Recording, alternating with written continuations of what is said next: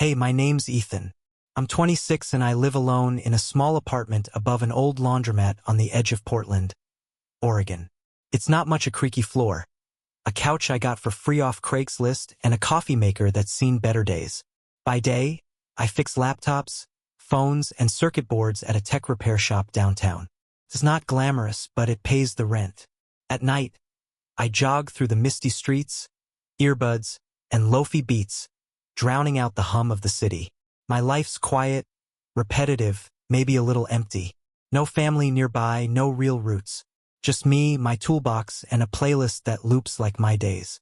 I've never been great at dating. 3 bad dates in a row will do that to you. There was the one who talked about her ex the whole time, the one who ghosted me mid-text, and the one who showed up drunk and tried to sell me crypto. So, when I matched with Lila 23, a communications major with a sharp smile on her profile, I figured I'd give it one last shot. We texted for a week. Decent banter. Nothing life-changing, but enough to make me think it could work. We agreed to meet at a small restaurant downtown, a place I'd been to a couple of times. Red brick walls, soft candlelight jazz humming in the background. It felt like the kind of spot where something good could start. I got there 10 minutes early, old habit. The place was half full, couples murmuring over wine glasses, a waiter weaving through tables. A woman approached, her brown hair tied back in a neat bun apron, crisp and white. She had a calm way about her, like she could handle a rush without breaking a sweat. Her name tag read, Grace. Evening, she said, her voice warm but professional. Table for 1, 2, I said, shifting in my sneakers. I'm waiting for someone.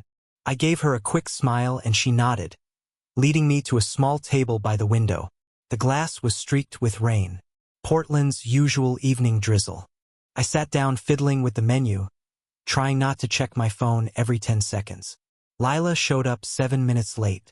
She walked in, phone in hand, her heels clicking against the hardwood. She looked like her picture's blonde, sharp cheekbones, a black dress that probably cost more than my rent. But her smile was tight, like it was on a timer. Hey, she said, sliding into the chair across from me. No apology for being late. No real warmth. She set her phone face up on the table, the screen glowing with notifications. I tried to start things off easy. How's your day been? I asked, leaning forward a bit. Her eyes flicked to her phone, then back to me. Fine, she said, her fingers already tapping the screen. The fake nails made sharp little clicks like a metronome, keeping time to her disinterest. I pushed on, talking about my job, how I'd spent the morning untangling a laptop's fried motherboard. Sounds like you just fix broken phones, she said, not looking up. No curiosity, no follow-up, just a flat statement. I nodded, forcing a grin. Yeah, something like that. Yeah, I tried again, telling a story about fixing a phone for my aunt a few years back, right after her husband passed. It was a beat-up old thing full of photos she didn't want to lose. I spent hours recovering them, and when I handed it back, she hugged me like I'd brought him back to life. It's one of those memories that sticks with you. Lila barely glanced up. That's cool, she said, her thumb scrolling. There's this guy on TikTok who does that kind of stuff. You seen him? I blinked, caught off guard. No, I don't really do TikTok. She shrugged, her eyes locked on her screen. You should. He's got like 1 million followers. I felt like I was talking to a wall. The jazz in the background seemed louder than our conversation. I sipped my water, glancing around the room. Grace was at another table refilling a couple's wine glasses, her movements smooth and deliberate. She caught my eye for a split second, and I swear there was a flicker of something, sympathy maybe, or understanding. Like she could see how this was going. Lila ordered her food without looking at the menu. Salmon but no herbs. Okay. Like none at all, she said to Grace, her tone sharp, like she was talking to an app instead of a person. Grace nodded, jotting it down, her face neutral but her eyes sharp, taking it all in. I ordered a burger, kept it simple. When Grace walked away, I tried one more time to connect. So, you're studying communications, right? What's that like? Lila sighed, like the question was a chore. It's fine. A lot of group projects, kind of boring. Her phone lit up again, and she was gone, lost in whatever was on that screen. By the time the food arrived, I'd given up. We ate mostly in silence, broken only by the clink of her nails on her phone. Grace came by to check on us, her voice soft. "Everything okay here?" she asked, looking at me a beat longer than necessary. I nodded, managing a weak smile. "Yeah, all good." Lila didn't even look up. "Lila." When Lila finished, she stood abruptly. "I got to run," she said, grabbing her purse. "Thanks for dinner." No offer to split the bill. No real goodbye. She was out the door before I could say anything. I sat there staring at the Halliton burger, feeling like I'd just wasted 2 hours of my life. The restaurant felt emptier now, the jazz a little sadder. Grace came over to clear the table, stacking plates with quiet efficiency. She set the bill down, a small black folder with a receipt tucked inside. Then she paused, her hand lingering on the table. "If it was me," she said, her voice low, almost a whisper, "I'd have stayed." I looked up, caught off guard. Her eyes were steady, not flirty, just honest, like she meant every word. Before I could respond, she turned and walked back to the kitchen, leaving me with the echo of her voice. I paid the bill, my mind replaying her words. They weren't romantic, not exactly, but they hit something deep, something I hadn't realized I was missing. When I got home, I checked my email. A confirmation for the meal popped up from the restaurant system. At the bottom, in neat handwriting, was a note. "If you need someone who listens, I'm on the evening shift." I sat on my couch, the Lowy playlist, still humming through my speakers, and read that note again. For the first time that night, I didn't feel alone. The next evening, I found myself back at the restaurant. I hadn't planned it, not really. My shift at the repair shop ended at 6, and instead of heading home to my usual routine, jogging loy and a frozen pizza, I grabbed my jacket and drove downtown. The rain was heavier now, Portland's drizzle turning into a steady patter against my windshield. The red brick building looked warm from the outside, its windows glowing through the mist. I parked, took a deep breath, and walked in. Grace was there behind the counter, wiping down a coffee machine. She glanced up as the bell above the door jingled, and her face softened into a small smile. "Back already," she said, her voice carrying that same calm warmth from the night before. She was in her mid-30s, I guessed, though it was hard to pin down. Her brown hair was tied back again, a few loose strands framing her face, and her apron had a small coffee stain near the hem. She looked tired but steady, like someone who'd learned to carry the weight of a long day without complaint. "Yeah," I said, sliding into the same table by the window. "Guess I'm becoming a regular." She chuckled, a sound that felt like it could cut through the rain outside. "Coffee, then black, no sugar." I nodded, surprised she remembered. "You're good," I said, and she just shrugged like it was no big deal before heading to the machine. The place was quieter tonight, just a few tables occupied.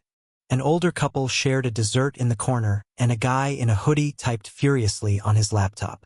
The jazz was softer, almost drowned out by the rain tapping the glass. Grace brought my coffee over, setting it down with a napkin tucked underneath. I noticed a tiny doodle on it, a cartoon screwdriver scribbled in blue ink. I looked up at her, raising an eyebrow. "What's this?" She smirked, leaning against the table for a second. "You said you fix things. Figured you'd appreciate it." Her eyes had a playful glint, but there was something else there, too. Something that said she'd been paying attention last night, not just to my order, but to me. We got to talking, nothing heavy at first. I asked about the restaurant, and she told me about the chaos of the dinner rush, picky customers, a guy who sent back his steak 3 times because it wasn't medium rare enough. I laughed, telling her about a client at the shop who swore his laptop broke because of bad Wi-Fi vibes. She grinned, shaking her head. "People are weird," she said, and I nodded, feeling the knot in my chest loosen a bit. The conversation drifted. She mentioned she'd moved to Portland a couple of years ago after a messy divorce in Seattle. "I used to be a barista there," she said, wiping down a nearby table as she talked. "Thought I'd try something new here, but serving all the same. You just smile through the nonsense." There was a weight to her words, but she didn't linger on it. Instead, she asked about me. So, what's your deal? You always fix stuff? Or is there more to Ethan? I hesitated, then told her about my dad. He was a mechanic, not cars, but old radios and stereos. He'd left me a toolbox when he passed full of stuff like a rusted screwdriver I still used. It's dumb. Probably, I said, staring into my coffee. But every time I hold it, it's like he's still showing me how to twist it, right? Grace didn't laugh or brush it off. She just nodded, her eyes steady. That's not dumb, she said. It's real. That night set a pattern. I started showing up every evening after work, not always with a plan, just drawn to the place. Sometimes I ordered food, a burger, a salad, but after a while it was just coffee, black, no sugar, always with a napkin doodle from Grace. A phone with a cracked screen one night, a tiny smiley face another. She remembered I stopped drinking caffeine after 9, switching me to decaf without me asking. It wasn't flashy, but it felt like she saw me, not just the guy at the table. One night it was pouring outside, the kind of rain that makes Portland feel like it's underwater. The restaurant was dead, just me and a flickering candle. Grace was closing up, stacking chairs when I offered to help. You don't have to, she said, but I grabbed a broom anyway.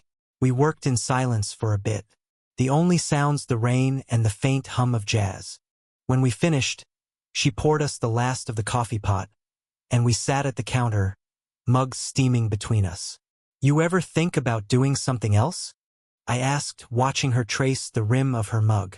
She sighed, leaning back. Yeah, I've got this dream of opening my own coffee shop. Nothing big, just a place with good music, good beans, and no one yelling about parsley. She smiled, but it faded fast. But I've got a kid, 8 years old, loves drawing. He's with my mom most days. Starting a business feels like a risk I can't take. I nodded, thinking about my own half-formed dreams. A repair shop of my own. Maybe something small but mine. I get that. I said, I've got ideas, but they're stuck in my head. Like, I'd love a place where I could fix stuff and not deal with corporate nonsense. She looked at me, her eyes soft but curious. You'd be good at it. You've got that steady thing going on. We kept talking the rain, and a steady drum outside. She told me about her son, how he drew superheroes on every scrap of paper he could find. I told her about the time I fixed an old Game Boy for a kid at the shop, how his face lit up when it powered on. It wasn't a big moment. No violins or grand gestures, just two people sharing pieces of themselves. But it felt like something solid, something I hadn't had in a long time. A few nights later, I showed up just before closing.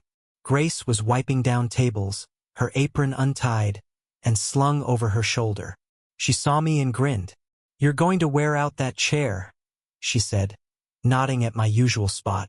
I laughed, sitting down anyway. It's comfortable.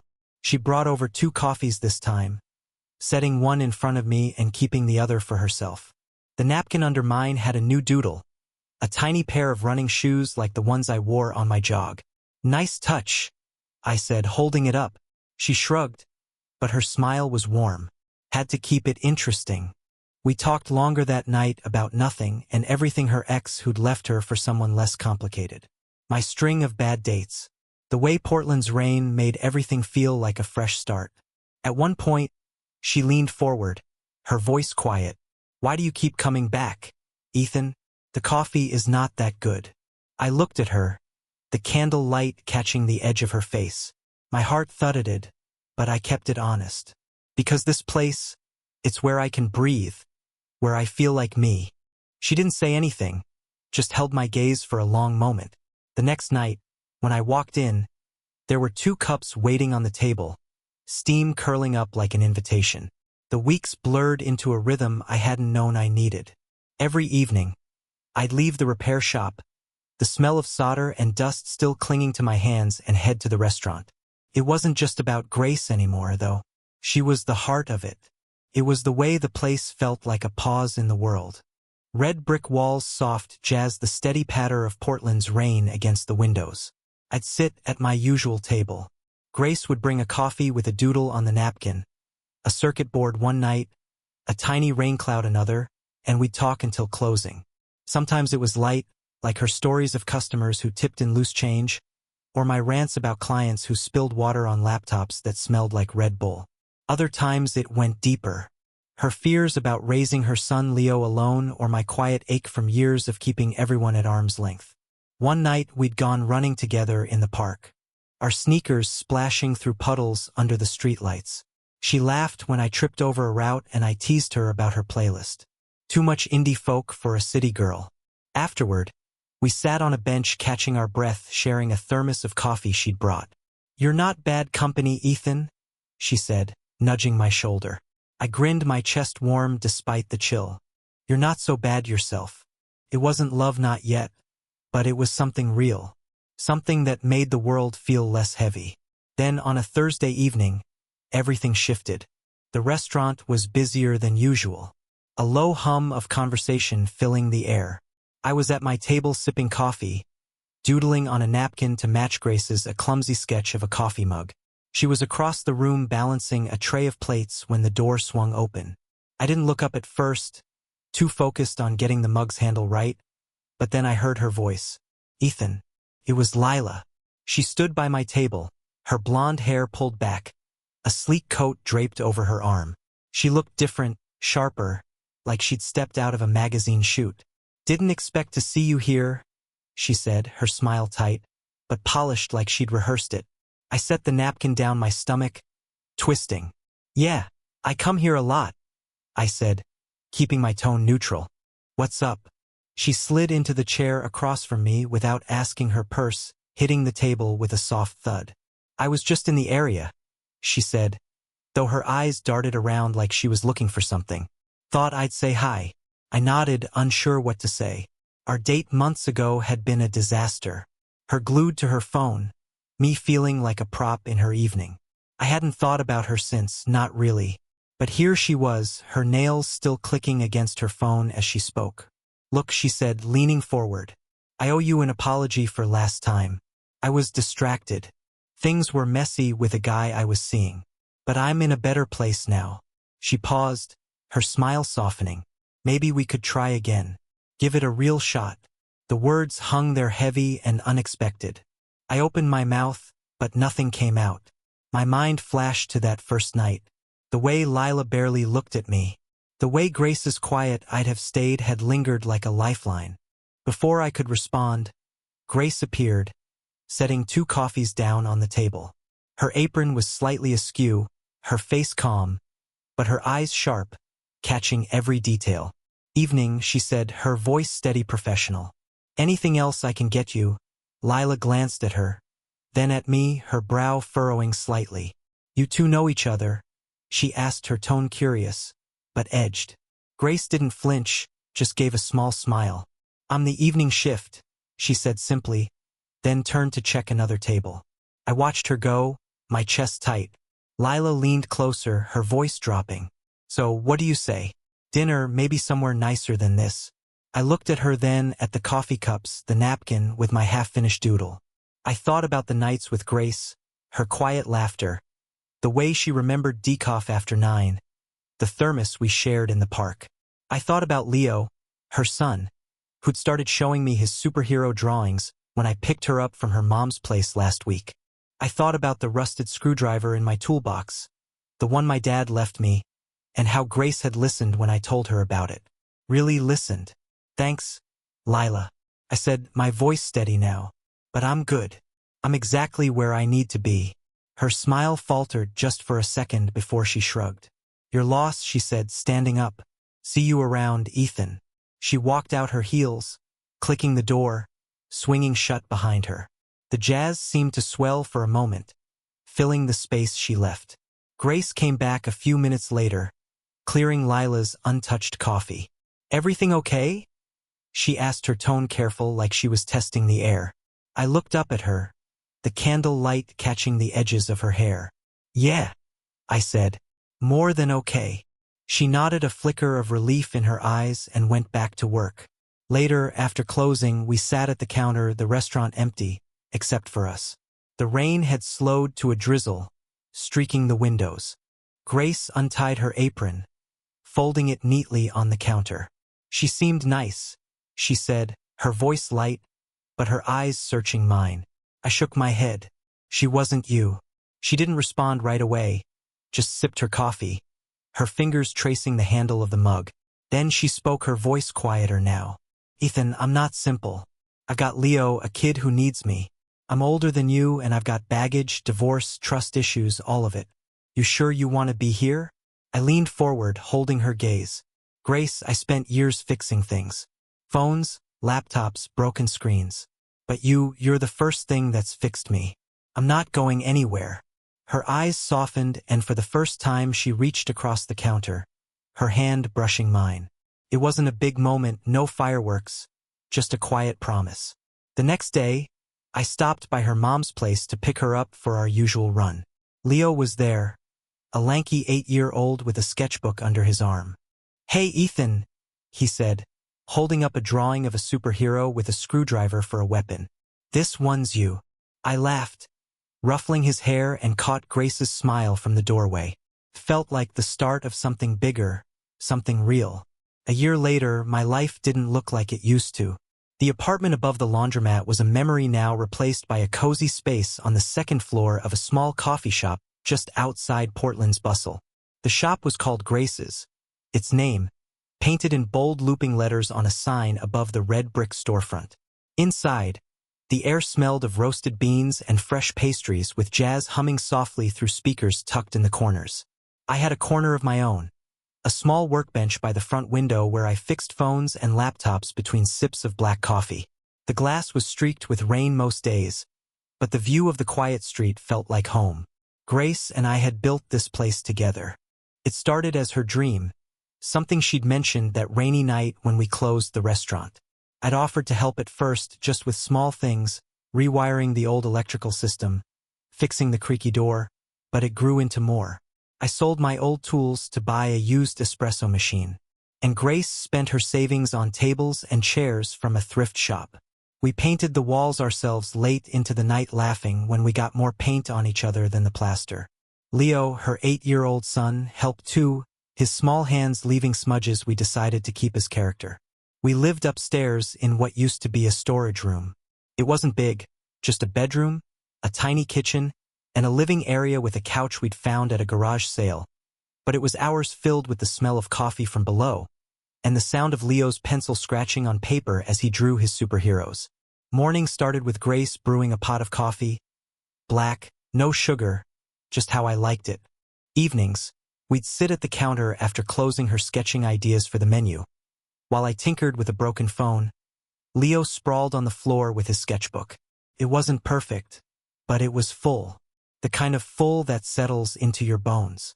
Life wasn't always smooth. Grace had rough days when the weight of being a single mom before me lingered. She'd get quiet, staring out the window, her mind somewhere else.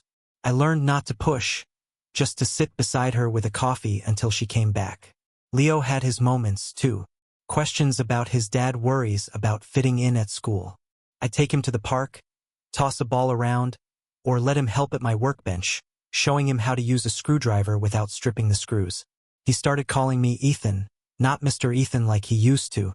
And once, when Grace wasn't looking, he slipped a drawing under my coffee mug. A superhero with a wrench and a coffee cup labeled Ethan the Fixer. One Saturday morning, we were out back setting up a small patio for the shop. Grace wanted a place for customers to sit in the rare Portland sunshine. Leo was painting a sign for the door, his tongue sticking out as he focused. I was hauling chairs when Grace came out, 2 mugs in her hands. She handed me one, her fingers brushing mine, and sat on the edge of a table. You ever think about that first night? She asked, her voice soft, her eyes on the horizon all the time. I said, leaning against a chair, you and that napkin doodle changed everything. She smiled, a little sad, a little warm. I was so scared to write that note. Thought you'd think I was some weird older woman hitting on you? I laughed, shaking my head. I thought you were the only person who saw me. She looked at me, then her brown hair loose for once, catching the light. You saw me too, Ethan. Not the waitress, not the mom, just me. I set my mug down and stepped closer, taking her hand. It was calloused from years of carrying trays, but it fit mine perfectly. Still do, I said. That afternoon, we took Leo to the park where we'd gone running that first time. He darted ahead, chasing a stray soccer ball while Grace and I walked behind her arm looped through mine. The rain had stopped for once, leaving the air crisp and clean. You know, she said, I used to think I'd never have this. A place of life, someone who stays. I squeezed her hand. You've got it now. We both do. Back at the shop, there was a photo on the wall by the door. One we taken on a whim during a rainy evening. 2 coffee cups sat side by side on the counter, steam curling up the window behind them, stray with rain. Below it, in Grace's neat handwriting, was a line. Some things start when someone decides to stay. Every time I passed it, I remembered that first night, her quiet words, the napkin note, the way she made me feel like I wasn't just passing through. We weren't married, not yet. There was no ring, no big proposal, but we had mornings with coffee, evenings with Leo's laughter, and a life we'd built from scratch. I thought about Lila sometimes, that fleeting moment when she'd come back offering a second chance I didn't want. I didn't need it. I was right where I belonged. As I locked up the shop that night, Grace was upstairs reading to Leo. I paused at the counter, tracing the edge of that photo. The world outside was dark, the rain starting again. But inside it was warm, full of light and the soft hum of jazz. I wasn't alone anymore. I had a home, not just a place to sleep, but a home with people who saw me, who stayed. And that was enough. What did the story stir in you? Share your thoughts in the comments. I'd love to hear them. If it moved you, hit that like button, subscribe, and join us for more stories that remind us what it means to